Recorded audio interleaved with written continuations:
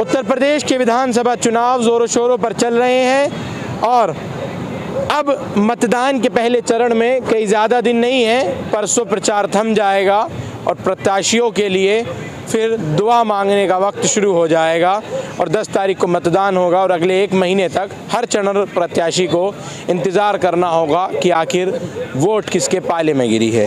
दादरी के एक और वोटर हैं, चलते फिरते रोड पे आपको दिखा रहा हूँ। ये जीटी रोड पर हूँ मैं, तो इनसे जानने की कोशिश करेंगे आखिर इनका क्या रुझान है। सर, क्या नाम है आपका? मेरा नाम संदीप है। संदीप जी? जी, संदीप भाटी सिंह चौहान? संदीप भाटी है। संदीप भाटी। गुजरों के गढ़ में आप खड़े हो तो यहाँ भाटी और नागर ही मिलेंगे आपको ज़्यादातर। भाटी और नागर ही मिलेंगे। जी जी। नागर से यहाँ तेजपाल यादव, तेजपाल नागर यहाँ पूर्व विधायक। हाँ, तेजपाल कैसा है? ये अभी करंट विधायक हैं वो भी। हाँ। लेकिन अभी जल्दी पूर्व होने वाले हैं। 10 तारीख के बाद में जब वोटिंग होगी उसके बाद जो नतीजा आएगा तो वो पूर्व विधायक हो जाएंगे। मतलब पूर्व हो जाएंगे वो? जी, जी। आप इतनी मतलब एश्योरिटी के साथ कैसे कह रहे हैं? भाई एश्योरिटी के साथ इसलिए ऐसे कह रहे हैं कि पिछले 5 साल में उनका कोई काम आप देख लो, ग्राउंड पे कुछ काम उन्होंने किया नहीं है। ठीक है जी। मोदी और योगी के नाम पे वोट बटोरा है, अपनी जेबें भरी हैं, जनता का कोई काम उन्होंने किया नहीं है। ठीक है जी। रोड की हालत आप देख लो, किसी को रोजगार दिलवाया हो, गाँव उनका विरोध हो रहा है। और इवन ये लगा लो कि आप हमारे यहाँ तो ऐसी हालत उन्होंने कर दी है, हमारे यहाँ ठाकुर बाहुल्य बेल्ट और गुजर बाहुल्य बेल्ट 2 समाज हमारे यहाँ बड़े शांतिपूर्वक रहते हैं। रहते तो सारी हमारे सर्व समाज के लोग रहते हैं। लेकिन जब से इन्होंने मूर्ति का अनावरण किया, योगी जी यहाँ आए थे हमारी विधानसभा के अंदर, तकरीबन 2 महीने पहले, तकरीबन 2 से 3 महीने हो गए हैं। हाँ, 3 महीने करीब हो गए हैं। तो आज आप हर गुजरों के गाँव के बाहर देख लो, गुर्जर सम्राट मीर भोज का बोर्ड लगा हुआ है। ठीक है जी। पहले अब से 2-3 साल पहले वो किसी गांव के बाहर एक आधा मिलता था, लेकिन आज विधानसभा के हमारे गुजरों के 99% गांव के बाहर गुजर का बोर्ड लगा हुआ जी, गुर्जर सम्राट मीर भोज का। तो मतलब ये क्या वजह है? मैं उसका वजह आपको बताता हूँ। आप NTPC हमारी जो 60-84 बेल्ट है वो ठाकुर बाहुल्य बेल्ट है। वहाँ पे आप देख लो हर गाँव के बाहर लक्ष्मण वंशी राजपूत सम्राट मीर भोज का बोर्ड लगा हुआ है। तो आप ये लगा लीजिए मतलब लोग जो है वो बट गए हैं। इन्होंने क्या है कि ये लोग दम्भ भरते हैं कि जी हम हिंदुत्व का मतलब हिंदुत्व हमसे है, हम नहीं होंगे तो हिंदू खत्म हो जाएंगे, ये हो जाएगा वो हो जाएगा। ये मुसलमान का डर दिखा के तो हिंदू की वोट लेते हैं, हिंदू का डर दिखा के मुसलमान की वोट ले लेते हैं। और आप ये लगा लो इस प्रकरण के बाद में तो इन्होंने जो है हिंदू धर्म के अंदर भी जो है फटाव डालने का काम किया है। दो जातियों के बीच में फटाव आया इससे। बताओ, आपसे पहले कहाँ बोर्ड लगा हुआ था किसका? मैं आपसे पूछ रहा हूँ, आप बोर्ड लगवा दिया, आप ऐसा कह रहे हैं जी। अब हिंदुत्व वाले कौन हैं? हिंदुत्व वाले देखो, पहली बात ये है कि बीजेपी का हमेशा मुखर चेहरा रहा है कि जी हम हिंदुत्व का झंडा है, मतलब हिंदुत्व जो हमसे है। हाँ। ठीक है। लेकिन पिछले 7 साल के इनके बीजेपी के शासन में आप देख लीजिए। ठीक है। आज आप टीवी के ऊपर बीजेपी के किसी भी प्रवक्ता को सुन लीजिए। ठीक है जी। 2-3 उनके बड़े आते हैं, संबित पात्रा हो गए, आपके जो है गौरव भाटिया हो गए। आप जो है मुद्दों पे वो एक भी सवाल का जवाब नहीं दे पाते हैं। हाँ। चाहे वो कोई भी पार्टी का प्रवक्ता क्रॉस क्वेश्चनिंग करे, लेकिन वो कोई भी उनका होता नहीं है उस पर आंसर। ना महंगाई पे बोलेंगे, ना वो रोजगार के ऊपर बोलेंगे, ना किसान, अभी 700 किसान मर गए उसके बारे में कुछ बोला। ठीक है, उसके बारे में कुछ नहीं बोला। जैसे भी फंसने वाले होते हैं तुरंत हिंदू मुसलमान ले आओ जी, पाकिस्तान ले आओ जी। तो हमेशा क्या है कि वो लोगों के सेंटीमेंट्स के ऊपर चोट करने का काम वो लोग कर रहे हैं। बीजेपी बिल्कुल बीजेपी कर रही है। लेकिन इस बार क्या है कि जनता इस चीज को समझ। मैं आपसे ये पूछ रहा हूँ, आपने कहा कि अब जो है गुर्जर समाज अपने बोर्ड लगा रहा है, ठाकुर समाज के अपने बोर्ड लग रहे हैं हर गांव के बाद। आप इस चीज की गहराई को समझिए ना। हाँ। आप इसकी गहराई को समझिए कि आज इसको बांटा, बीजेपी ने बांटा, बिल्कुल बांटा ना। तो अब बंटने के बाद कौन सा पक्ष किधर गया? मेरी बात आप समझिए, आज से पहले तो नहीं लगा हुआ था बोर्ड किसी का। इनके उस प्रकरण के बाद में सबने बोर्ड लगा लिया। इसका मतलब 2 जातियों में भी लोगों को इन्होंने हिंदुत्व को डिवाइड कर दिया। अच्छा। तो काहे का हिंदुत्व इनका भाई? इनका तो ढकोसला है। मतलब ये ढकोसलेबाजी, बिल्कुल ढकोसलेबाजी है। ये क्या है कि समाज को फाड़ रहे हैं, आपसी जो खाई है उसको पाने का काम ये लोग कर रहे हैं, विकास के नाम पे कुछ नहीं है। अच्छा, मैं आपसे पूछ रहा हूँ जी, आप हिंदू हैं कि हिंदुत्ववादी हैं? मैं हिंदू हूँ। मैं हिंदुत्व का समर्थन नहीं करता हूँ। जहाँ हिंदुत्व आएगा वहाँ कट्टरवाद है। मैं कट्टरवाद का समर्थक नहीं हूँ। मैं हिंदू हूँ और मुझे अपने हिंदुत्व का प्रमाण देने की आवश्यकता नहीं किसी को भी। मैं हिंदू हूँ, गुजर हूँ, हिंदू हूँ, भगवान की पूजा करता हूँ, हर धर्म को मानता हूँ। तो इससे मतलब मेरा जो हिंदू है वो खतरे में पड़ जाएगा। कैसे पड़ जाएगा? अच्छा, अभी ये बताइए, भाटी समाज का ये जो चुनाव है दादरी के अंदर, जो पूरे उत्तर प्रदेश में चुनाव है, तो अभी रुझान क्या है? देखिए, रुझान इस बार चुनाव यहाँ का बहुत ज़्यादा ऊपर नहीं है। मैं आपको एक चीज़ बताना चाहता हूँ, जैसे 2017 में लहर चल रही थी कि मोदी आएगा, लहर आएगी, ये आएगा, वो आएगा, मोदी चल रहा था, और फिर योगी चला। लेकिन पिछले 5 साल के कार्यकाल में बहुत कुछ जो है लोगों को उम्मीदें जो थी उस पर वो लोग खरा नहीं उतर पाए हैं, ठीक है। और कैसे खरा नहीं उतरे भाई? खरा नहीं उतर पाए, आप ये लगा लो ना कि चाहे कोरोना की बात हो, चाहे कोविड की बात हो, चाहे रोजगार देने की बात हो। अब ये आप देखो, मैं एक नौकरी पेशा इंसान हूँ, ठीक है, मैं जॉब करता हूँ, ठीक है। अब ये लगा लो कि यार हम लोग जॉब कर रहे हैं, हम टैक्स देते हैं, ठीक है, हम हर महीने साल में हमारा टैक्स जाता है, तो इनका अधिकार कहाँ से बनता है कि धन्यवाद मोदी जी। इसमें मोदी का धन्यवाद क्या हो गया? 100 करोड़ मुफ्त वैक्सीन आपने लगवा दी, मुफ्त राशन दे दिया, घर से लाया था मोदी अपने, योगी घर से लाया था अपने। हम लोग टैक्स पेयर हैं, हम लोग पैसा देते हैं, उसका ही लोग राशन देते हैं, लेकिन उसमें वाहवाही क्यों? किस चीज़ की वाहवाही? ये लोग लूटने का काम कर रहे हैं। तो जनता बहुत समझदार हो चुकी है, अब वो इनके झांसों में ढकोसलों में नहीं आने वाली है। जनता समझदार है। अब आप ये लगा लो, समाजवादी पार्टी के प्रत्याशी हैं, खूब डोल धमाका करते घूम रहे हैं, गांव में डीजे बजवा रहे हैं, ठीक है, लोग डिस्टर्ब हो रहे हैं। अब ना वो जितने लोग एजुकेटेड हो गए हैं उतना लोग इस चीज़ को नॉइस पॉल्यूशन समझते हैं कि आप गांव के बीच से, शहर के बीच से डीजे बजा के ले जा रहे हैं। क्यों लेके जा रहे हो भाई? तो वो तो नॉइस पॉल्यूशन है ना। तो तभी तो कह रहा हूँ, बसपा के प्रत्याशी हैं, हर गांव में 4-4 5-5 डीजे चला रखे हैं। क्यों चला रखे हैं भाई? तो इलेक्शन कमीशन नहीं है क्या? इलेक्शन कमीशन है, लेकिन वो इलेक्शन कमीशन जो है बीजेपी की कठपुतली है, पहली बात। ये आप सपा और बसपा का बता रहे हैं? मैं बता रहा हूँ ना। आप ये बताओ कि मायावती ने एक भी कोई रैली, कोई संबोधन कुछ किया? उन्होंने नहीं किया, क्योंकि उनको कहाँ? अलीगढ़ में नहीं संबोधित। आप मेरी बात समझिए, मेरी बात की गहराई आप समझो। पहली बात, मायावती यहाँ पे 3 से 4 बार सीएम रह चुकी हैं, ठीक है। जाटव समाज ने उनका बहुत समर्थन किया हर चीज़ को लेकर के, ठीक है। वो ये समझने लगी कि जाटव जो समाज जो है उनका पैक्ट वोटर हो गया है जी, वो कहीं और जाएगा नहीं। आज का मैं आपको अगर समय आपको बता दूं तो सपा बसपा जैसी जो पार्टियां हैं ये सिर्फ वोट कटवा की भूमिका में हैं। ये समाज का या देश का कोई भला नहीं कर सकती हैं, क्योंकि इनकी जो एक सीमा है, इनकी सीमा उत्तर प्रदेश के बाहर ख़त्म है, ठीक है। लेकिन मैं ये समझता हूँ, being an educated voter, being a working professional, ठीक है भाई, सत्ता में कोई भी रहे, सत्ता में आज भाजपा है, उसके घमंड को तोड़ना है तो पंजे को मजबूत करना पड़ेगा। मतलब आप कांग्रेस को मैं कांग्रेस को मजबूत करने के बिल्कुल पक्ष में हूँ। लगता है आपको दादरी में कांग्रेस मजबूत होगी? देखो, मैं दावे के साथ कह सकता हूँ कि लोगों का जो रुझान जिस तरीके से बदला, जैसे प्रियंका जी ने सारा वो सिस्टम जमा रही हैं, कर रही हैं, पूरा ज़मीन पे मेहनत की है, उन्नाव, हाथरस, कलगीमपुर सभी जगह पहुँची करी है उन्होंने। लेकिन ये कहना बेईमानी होगा कि वो बिल्कुल हो जाएगी। लेकिन कांग्रेस का मजबूत होना वो अपने आप में जो है देश के हित में है, और कमल को झटका देना बहुत ज़रूरी है। और वो काम ना तो हाथी कर सकता, ना वो काम साइकिल कर सकती, वो काम हाथ का पंजा ही कर सकता है। हाथ का पंजा बिल्कुल कर सकता है। यानी आपका कहीं ना कहीं मेरा वोट कांग्रेस को जाएगा। भाटी समाज का वोट?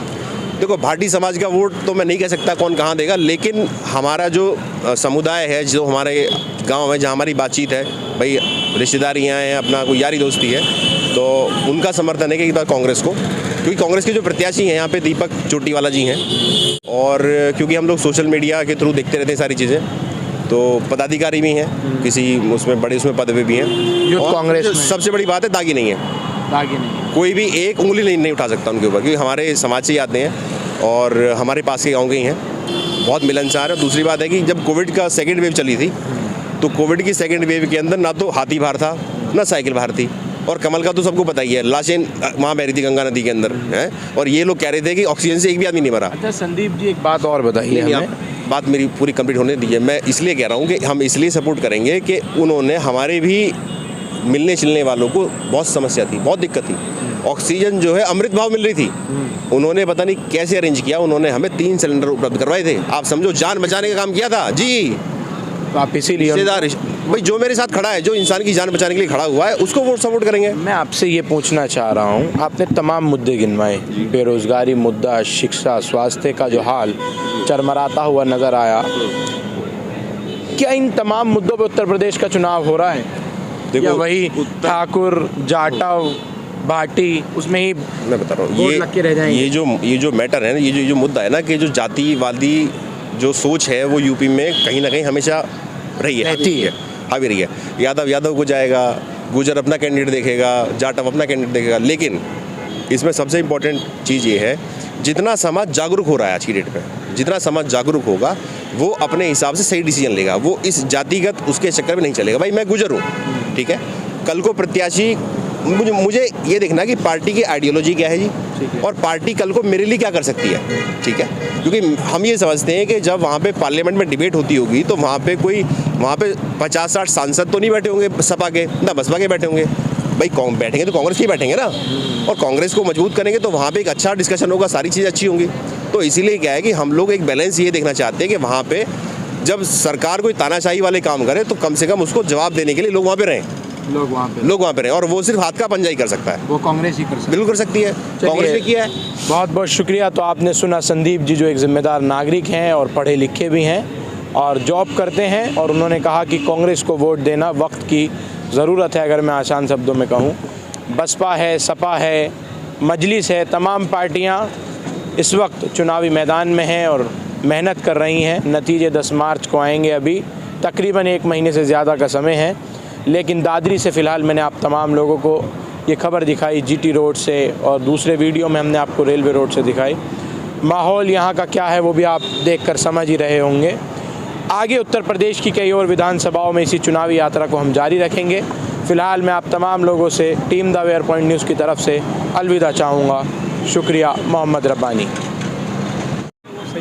उत्तर प्रदेश के दादरी में हूँ, आप लोगों को बताया, और एक युवा जो बहुत ही बात कर रहे थे तमाम मुद्दों की, मैंने सोचा इंटरव्यू को सुना और उसमें देखा कि ये मुद्दों पे बात कर रहे हैं, तो इसलिए इनको वापस ढूंढ के लाया हूँ और बात करूँगा। ज़रा इनसे पूछो तो सही कि आखिर इनके मन में क्या है और आप उस वक्त इतना उत्तेजित क्यों हो रहे थे। क्या नाम है भाई साहब आप दोबारा? मेरा नाम जयप्रकाश है। कहाँ रहते हैं यहाँ? मैं दिल्ली का रहने वाला हूँ, मगर मैं यहाँ यूपी में घूमने आया था, देखने आया था कि क्या चल रहा है। मगर मैंने देखा कि लोग यहाँ। अच्छा एक बात मुझे बताइए, आप दिल्ली से यहाँ आए देखने, किसी संगठन के आदमी हो? खुल के बताओ। जी मैं कांग्रेस का संगठन का आदमी हूँ। कांग्रेस के आदमी हो आप? अच्छा आप कांग्रेस की बात कर रहे हैं, मुझे बताइए यूपी में 3 दशक से ज़्यादा हो गए कांग्रेस की सरकार बने हुए, क्या वजह रही? देखिए वजह क्या रही वो सब पूरी दुनिया को पता है। आप पुरानी बातों को छोड़िए। नहीं मैं आपसे वही पूछ रहा हूँ, आप संगठन के आदमी हैं। देखिए मैं आपको बताता हूँ, इतिहास आपको मालूम होगा कांग्रेस से है। देखिए इतिहास मुझे मालूम है, मगर मैं फ़िलहाल ये चुनाव का देखने आया हूँ यहाँ पर क्या सिस्टम है। मगर मैंने एक चीज़ नोटिस करी यहाँ पे। चलिए आप चुनाव का ही बता। लोग सुनिए मैं बता देता हूँ बॉस, मैं बता देता हूँ आपको कि यहाँ का जो हालत है ना बहुत बुरी है। अभी यहाँ रोडों की हालत देखिए आप। मैं कह रहा हूँ कहीं कितने गड्ढे हैं, कितनी दुर्घटनाएं होती हैं, कितने एक्सीडेंट होते हैं। सिर्फ यहीं होते हैं? पहली बात सुनो। नहीं सर बताइए, सिर्फ यहीं? दिल्ली में तो केजरीवाल का तो बुरा हाल है ही। केजरीवाल का बुरा हाल है? बिल्कुल, केजरीवाल ने दिल्ली को बर्बाद कर रखा है। अभी सुनिए क्या बात कर रहे हैं यार। अच्छा क्या आप बताइए। 63 सीटें जिता के दिल्ली वासियों ने भेजा उनको। उससे पहले कितनी थी? उससे पहले 67 थी। कम क्यों हो गई?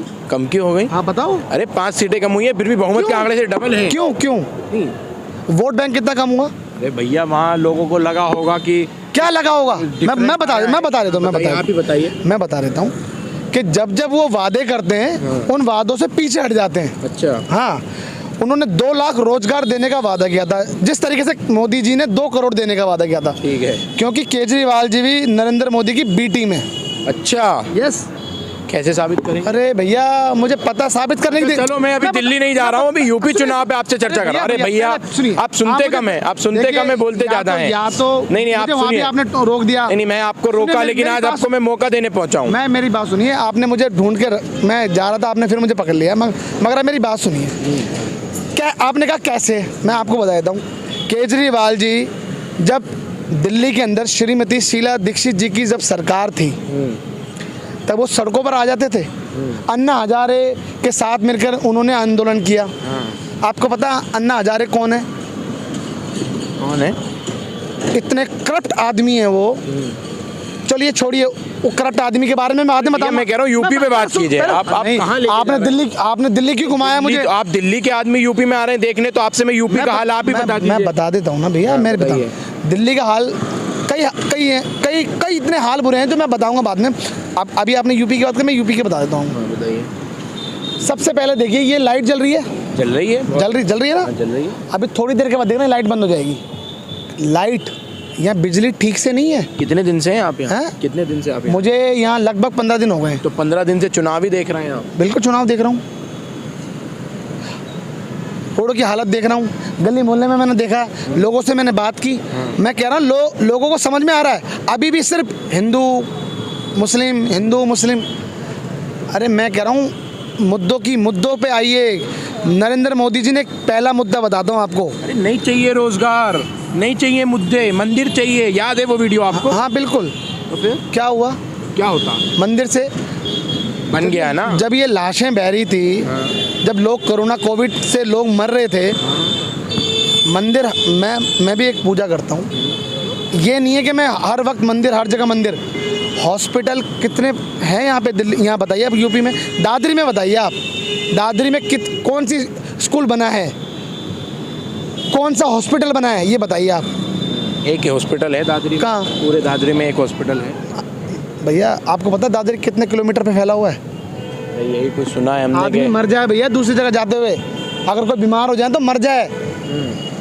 मैं आपको बता रहा हूँ कि इन्होंने सिर्फ भटकाने का काम किया, हिंदू मुस्लिम की राजनीति करी है। अगर फिर दोबारा से कोविड बढ़ जाए, इनके पास कोई पूरी नीति है? मैं कह रहा हूँ इनकी ना तो नीति है और ना नीयत है। अच्छा, हाँ जी, आपने मेरी बात काट दी। अब मैं 1 मिनट लाइट पे आऊँगा, आप मेरी बात सुनिए। जब मैं आपको सुन रहा हूँ नेताजी, तो थोड़ा सब्र करके हमारी भी सुनिए। देखिए आप नीति और नियत की बात कर रहे हैं। बीजेपी की नीति थी कि हम राम मंदिर बनाएंगे, राम मंदिर बना दिया। नियत है कि काशी भी बनाएंगे और मथुरा भी बनाएंगे। अब बताइए, आप सब बनाते रहो, बच्चों को रोजगार मत दो, बच्चों को पढ़ाने मतलब कुछ मत करो। अरे तो जनता कहाँ मान रही है उस बात को? वो मुद्दे थोड़ी हैं यूपी में भैया। लोग तो वही जाति और धर्म के आधार पे वोट करते हैं। अरे भैया देखिए, सुनिए, कई हद तक कितने साल तक आप इन मुद्दों पे काम करते रहोगे? मैं ये तो कह रहा हूँ, आने वाली पीढ़ी इनसे पूछेगी कि क्या किया है हमारे लिए, क्या सिर्फ मंदिर ही बनवाए हैं क्या? मैं आपको फिर बार बार बोल रहा हूँ, देश के हालात बहुत बद से बदतर होते जा रहे हैं। अगर इनको जो कार्य करना चाहिए, इनको मुद्दों पर काम करना चाहिए, इनको नौकरी का प्रावधान करना चाहिए। लोग पढ़ के उम्र उनकी निकलती जा रही है, लोग बीटेक करके 10-10 हज़ार रुपये की नौकरी कर रहे हैं। आपको लगता है 10-10 हज़ार रुपये की नौकरी करनी चाहिए? अब मैं अपने आप को बता रहा हूँ, मैं अपने बच्चों को पढ़ाऊँगा लिखाऊँगा, सिर्फ ये करूँगा कि 10 हज़ार रुपये की नौकरी करेगा? आप बताइए। अगर आपको 10 हज़ार नहीं जम रहे तो पकौड़ा तलवा लीजिए ना। आगे ना वही वाली बात, यानी बच्चों को पढ़ाने के बाद ही अगर पकौड़ा तलवाना है तो फिर मैं क्यों बच्चों को पढ़ाऊँ?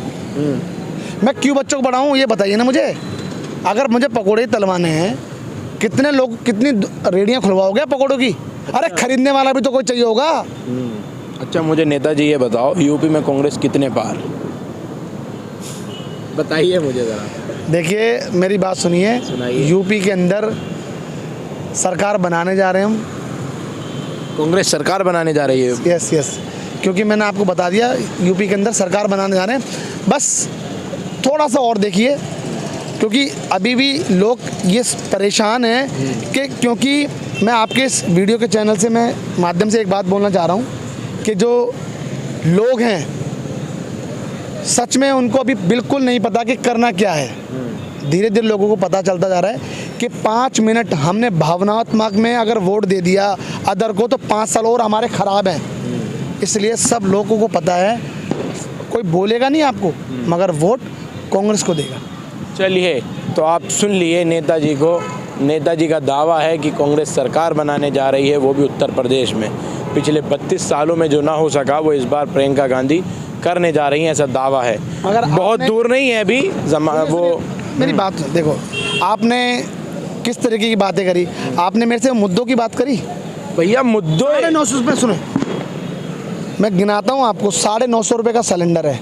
अरे भैया सुनिए, आप एक राजनीतिक पार्टी के संगठन से जुड़े हैं, मुद्दों पे आप बात करेंगे। क्योंकि आपकी सरकार यहाँ नहीं है। अगर सरकार होती तो कहीं आप भी तो दामन फिर मंदिर छुपाए। मतलब मंदिर की बातें करते रहे, लोगों को नहीं समझे। हमने लोग आपका जो चैनल सुनो, आपके जो सब्सक्राइबर है, आपके जो चैनल के जो लोग सुनेंगे वो क्या सुनेंगे कि मंदिर बनाते रहो। अरे भैया मैं भी आस्था से जुड़ा हुआ हूँ। अच्छा बताओ क्या मुद्दे हैं कांग्रेस के? आप देखिए सुनिए, मुद्दा तो मैं आपको बता दूंगा कितने मुद्दे हैं, मगर मैं कह रहा हूँ आज लोगों की हालत क्या है। 950 रुपये का लोग सक्षम है सिलेंडर लेने के लिए, 100 रुपये का पेट्रोल डलवाने के सक्षम है। आपको नहीं पता कितनी गाड़ियाँ खड़ी हो चुकी हैं, कितनी बाइकें खड़ी हो चुकी हैं। अरे और भैया यार जर्ज- तो नाश मार दिया सरकार ने। क्या नाम है? मेरा नाम कुलदीप है। ये भी लग रहे हैं कोई नेता वेता हैं, सूट नेता बूट ना पहन भैया, के। मैं तो सही बताऊं 5 बीघे जमीन है और BSc पास हुआ और अनपढ़ हूँ। और घर BSc पास और अनपढ़ हो? जब यूँ तो बताओ कहीं नौकरी नहीं होगी फिर मैं अनपढ़ ही नहीं है क्या? अच्छा यूँ बताओ, और अनपढ़ तो क्या होगा? यार योगी सरकार कह रही है 16 लाख नौकरी दे दी है हम। पता नहीं सपने में दे दी होगी, आगे होगी भगवती उसके सपने में। कृष्ण भगवान आते हैं सपने में? कृष्ण भगवान तो उसके आ रहे अखिलेश के, लेकिन वो आवेगा तो और भी पत्ती तो उतरेगी। अब तो यूँ है कि भाई जैसे कैसे रह ही रहे, फिर दंगे चालू हो जाएंगे। अखिलेश के राज में दंगे? और कहा अच्छा और क्या, योगी राज में दंगे नहीं हो? योगी राज में दंगे नहीं है, लेकिन यहाँ से भुखमरी है, बेरोजगार घर बैठे। अरे यार योगी सरकार का पोस्टर सारी दुनिया में, मैं बेंगलोर गया तो मैंने देखा प्रदेश में नंबर 1 उत्तर प्रदेश। आप कह रहे हैं दंगे, रोजगार नहीं है? भाई साहब 3 साल हो गए, आंख भी नहीं खुल रही सही तरीके से। अच्छा जी, समझ गए नहीं, बेरोजगारी इतनी चरम सीमा पे है। अच्छा जी। हाँ जी, ये हालात हमारे प्रदेश के हैं। टाटा भी कह रहा है कि बेरोजगारी बहुत ज़्यादा बढ़ गई है। समझ गए नहीं, लेकिन मैंने अभी तक जो यहाँ अनुभव किया यूपी में, खासकर दादरी में, तो यहाँ लोग हिंदू मुसलमान की बात कर रहे हैं, राम मंदिर की बात कर रहे हैं। मुद्दों पे मैंने नौजवानों से सवाल पूछा, बोला सब सरकारों में ऐसा होता है। भैया ऐसा कुछ नहीं है। और अब की बार जो जनता का मूड है वो ऐसा है, भाई हमने बसपा भी आजमा रखी,